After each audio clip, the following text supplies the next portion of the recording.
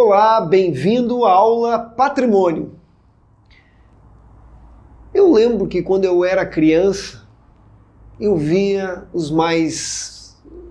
as pessoas mais velhas, as pessoas mais experientes, se preocuparem muito em ter propriedades.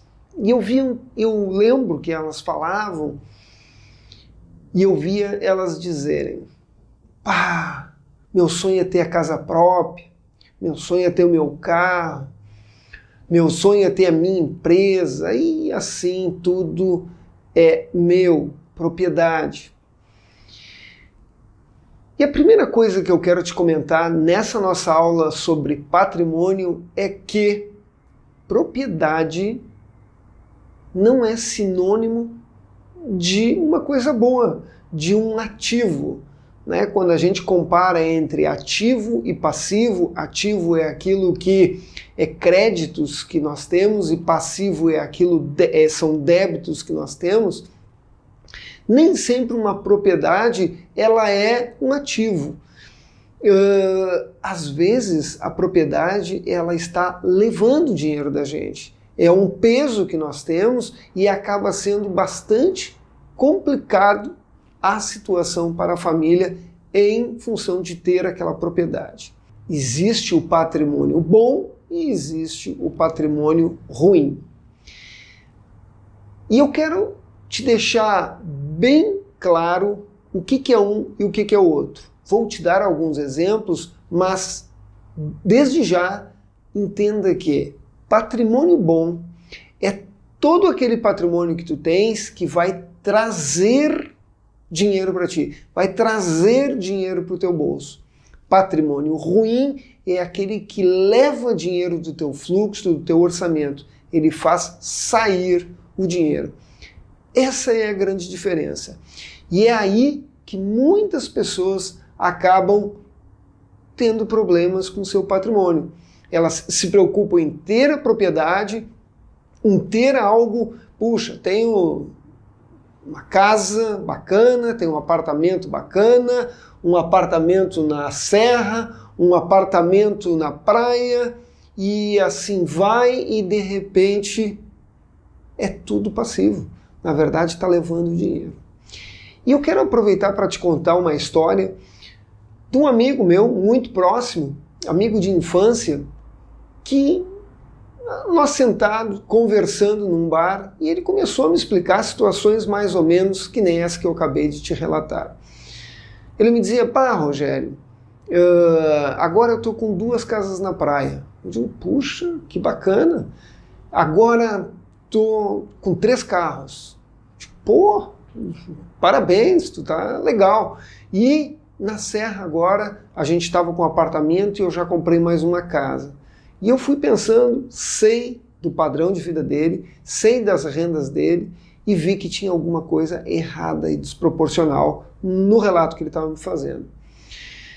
Fomos evoluindo, me dei conta que ele e a esposa dele recentemente tinham perdido os pais e acabaram recebendo uma grande herança das 2 partes e parte da herança era nessas propriedades e parte eles mesmos acabaram comprando essas propriedades.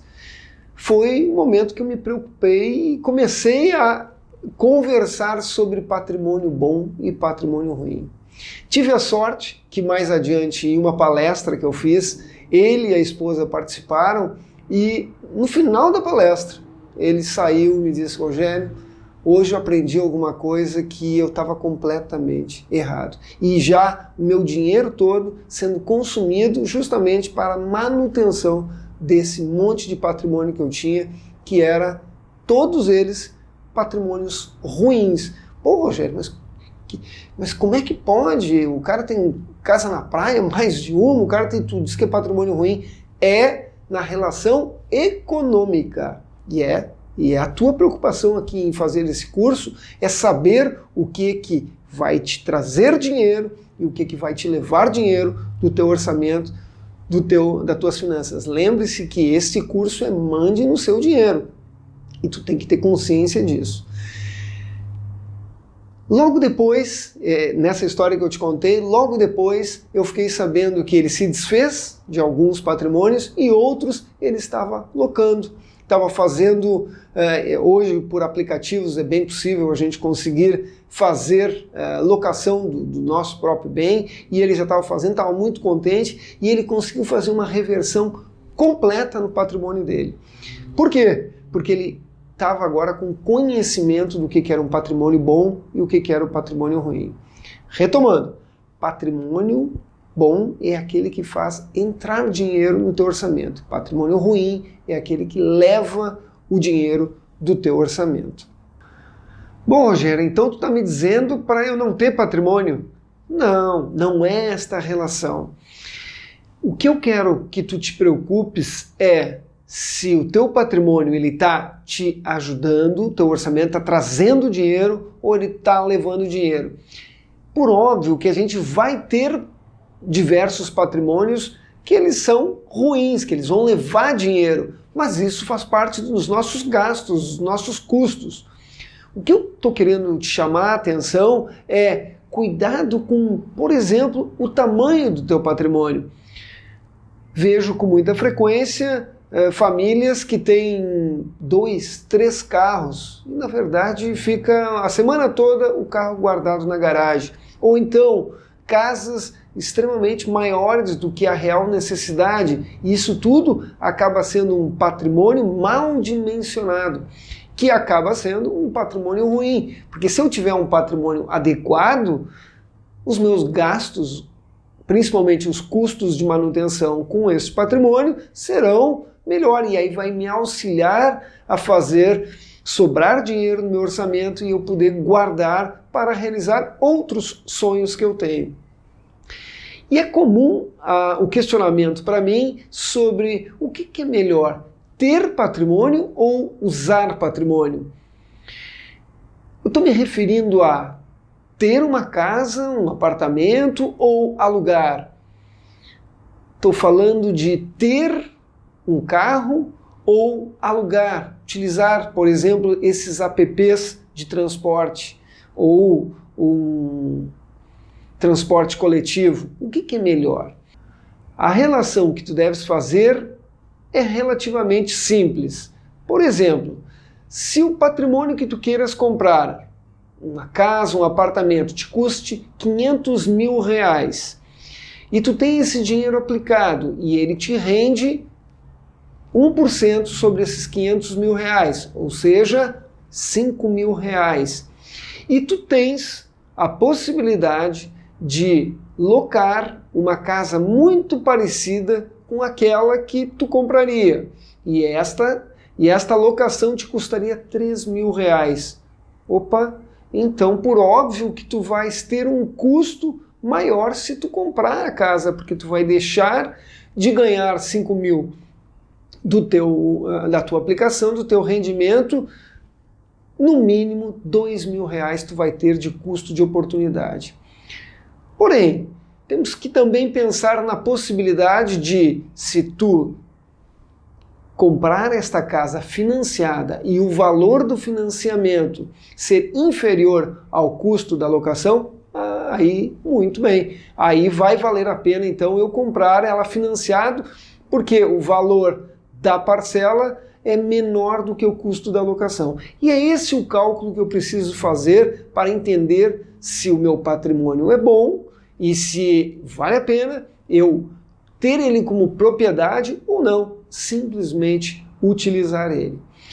E eu quero te contar uma história sobre um aluno, numa aula de graduação, muito gurizão, ainda um garoto, tinha 20, 21 anos e ele, professor, estou comprando um carro.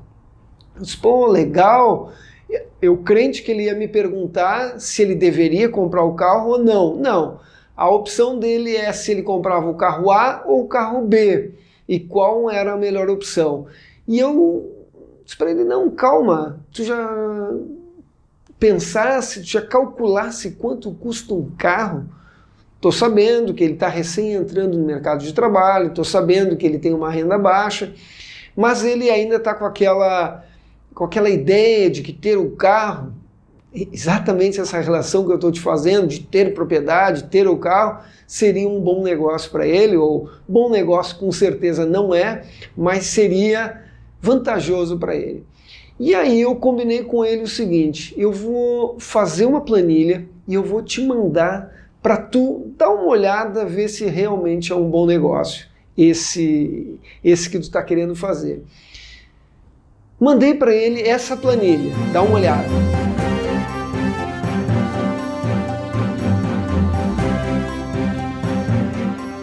Meu aluno que estava definido a comprar um carro. E eu tentei alertar ele do quanto é caro o custo efetivo que se tem com este patrimônio que é tão valorizado no Brasil. Eu insisti com ele qual era o objetivo dele com o carro e ele me disse que era para justamente a locomoção dele é muito caro. Ele tem um gasto mensal muito caro. E aí eu, conversando com ele, entendi qual é o carro que ele queria. Dá uma olhada. São considerados carros populares, mas carros com valores altos. A opção que ele tinha, e ele queria entender o que era a melhor opção para ele, ou um Uno ou um Gol. Aí peguei com ele os valores e montei a planilha. Dá uma olhada. Essa aqui é a planilha que eu montei e que eu quero que tu te foques aqui no Gol Flex 1000, ano 2013, que ele me comentou que custaria 22.500. Um jovem, um gurizão, né, que ele mesmo comentou que tinha uma renda limitada, mas aí montei essa planilha e eu quero que tu tenha atenção. Dá uma olhada, nessa primeira coluna aqui, eu coloco os gastos mensais que ele teria, que eu considerei, com gasolina, ele teria R$350 por mês. Isto no ano dá R$4.200. De PVA, ele teria algo em torno de 4%, que seriam R$75 por mês. O IPVA anual custa em torno de R$900 para este carro. O seguro, consultei o meu corretor. Ele disse, olha, Rogério, é mais ou menos 1.300 por aí para esse carro, isso se nós fizermos seguro básico, ou seja, 112,50 por mês. Manutenção, é um carro relativamente novo, seminovo, mas de qualquer forma teria gastos como óleo, gastos como pneu, entre outros, que é uma manutenção que eu considerei uma manutenção média R$70 por mês. Quem tem carro sabe que isso é pouco, que daria R$850 por ano. Eu considerei uma depreciação de 20 anos. O que é a depreciação? É o custo que eu tenho para repor aquele mesmo patrimônio que eu tenho. Ou seja, para o ano seguinte eu já tenho que considerar o custo de um carro 2014, do próximo ano 2015 e assim sucessivamente.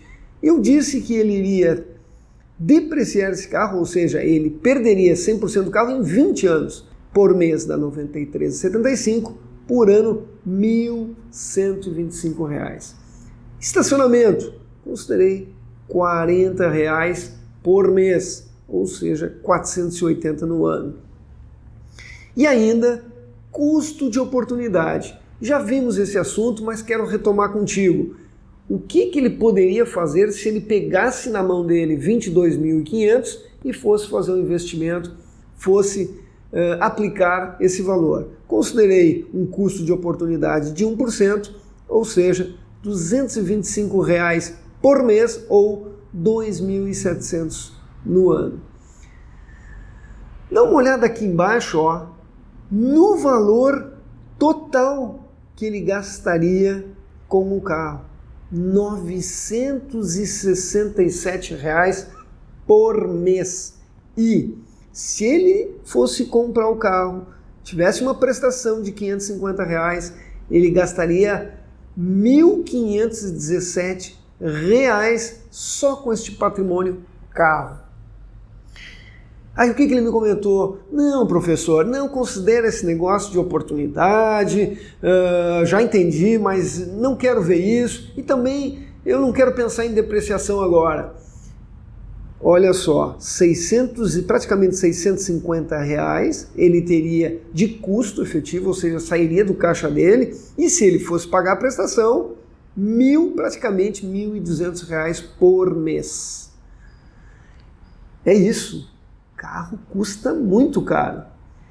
Deixa eu te mostrar agora, que é na verdade o que ele queria, a comparação entre o Gol e o Uno. O Uno que ele tinha, a opção que ele tinha, era no mesmo ano, mas com custo bem menor, bem menor, 17.500. Aí, gasolina, são carros equivalentes, 350 reais. Veja bem, 350 reais para quem tem carro sabe que é pouco. Isso aqui dá aproximadamente 2 tanques só de combustível. 4.200 no ano. IPVA 58 é proporcional, em torno de 700 reais. Seguro, um pouco mais barato, aquele seguro básico. Manutenção, considerei a mesma manutenção, justamente porque são carros equivalentes. Depreciação é a mesma coisa, considerei que em 20 anos ia durar esse carro para ele, R$ 875 reais por ano. 40 reais de estacionamento, mesma coisa, que quem utiliza carro e vai em estacionamento, utiliza estacionamento, sabe que 40 reais é 3, 4 estacionamentos, e olhe lá. Custo de oportunidade, 1% sobre os 17.500, R$ 175 reais por mês, R$ 2.100 por ano. Dá uma olhada, se ele fosse pagar uma prestação de R$ 420 reais, ele teria um custo mensal de R$ 854 reais, e se fosse pagar a prestação, um gasto de R$ 1.274 reais, praticamente R$ 1.275 reais com este carro. Nesta coluna aqui, nesta última coluna, eu fiz o comparativo entre um carro e outro. E dá uma olhada aqui no desencaixe, que era o que ele tinha na cabeça, um desencaixe mensal, com uma diferença é pouca. 93,57 entre o desencaixe do Gol para o desencaixe do Uno, ou seja, seria um desencaixe muito parecido. Surpreso? Eu fiquei muito surpreso quando eu montei isso. E olha que isto é uma planilha bastante razoável, mas se a gente fosse fazer o pé da letra, ainda seriam mais custos do que esse. Mas eu quero te chamar a atenção ao que eu comentei com o meu aluno, que ele não tinha se percebido. Eu digo, tu viu quanto que é efetivamente o gasto, tanto de um carro como outro? Ah, professor, mas isso aqui eu vou administrando aos poucos. Eu digo, dá uma olhada. Tu tem um custo anual de R$ 11.605 reais.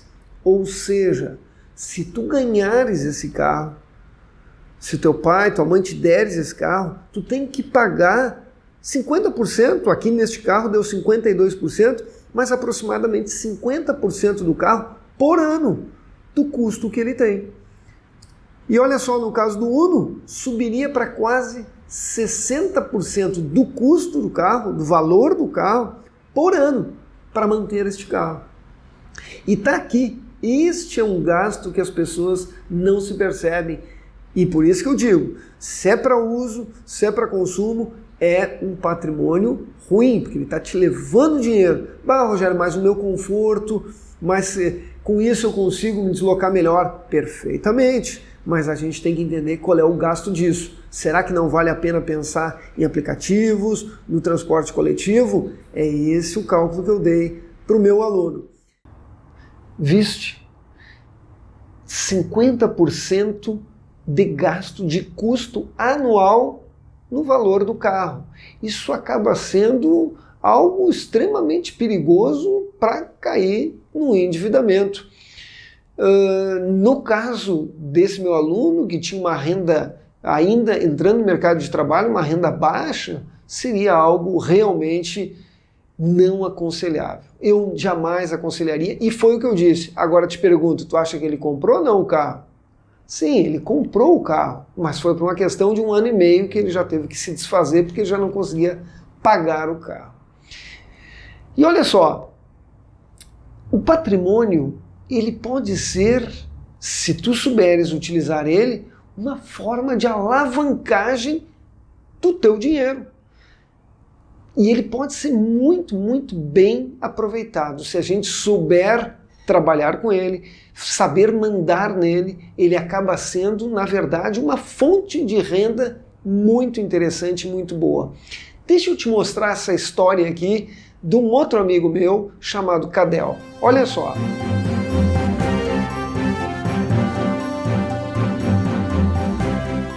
Então eu quero te contar essa história do Cadel para tu veres como é possível se fazer uma alavancagem com o seu patrimônio fazendo mais com menos. Só que eu quero te chamar a atenção que todo lucro tem o seu risco e a relação é direta, ou seja, quanto maior o lucro, maior o risco. Então a gente precisa estar atento a isso. O Cadel era um amigo da turma que todo mundo considerava ele como empreendedor. O Cadel sempre estava muito ligado no ambiente externo e ele era um funcionário de uma grande empresa, mas que ele estava num momento da vida dele que ele queria se projetar mais e alavancar. E ele decidiu arriscar. Aí um certo dia eu sentei com ele e perguntei para ele: Cadel, conta para mim a tua história, porque em tão poucos anos nós todos, os amigos dele, percebemos que tu conseguiste fazer uma renda bastante significativa. Como é que isso aconteceu? E aí ele me contou: olha só, Rogério, eu fiz a minha rescisão R$15.000. Dá uma olhada aqui embaixo, ó, eu ponho uma legenda para a gente entender esse infográfico aqui, ó. Então, o verde quer dizer que entrou dinheiro para ele, R$15.000. Aí depois disso, o Cadel comprou o carro. Carro vermelho, saída. Legal, então já fiz o cálculo, sobrou 5 mil.